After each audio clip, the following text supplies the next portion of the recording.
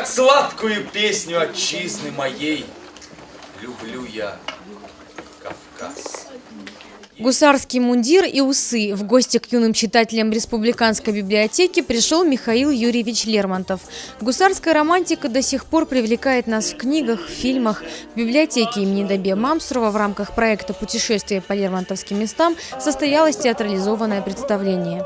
А сегодня мы вместе с Михаилом Юрьевичем отправимся в путешествие на Кавказ.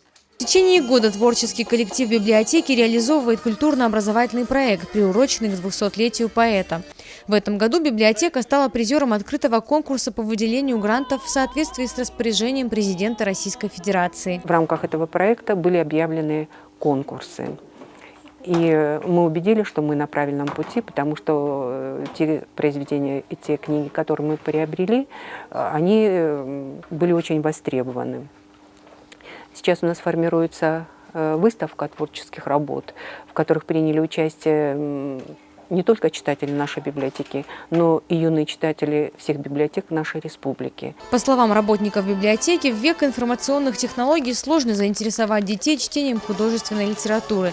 Однако новые творческие и нестандартные подходы помогают заинтересовать юных читателей. Мероприятие очень понравилось, все молодцы, певцы, танцоры.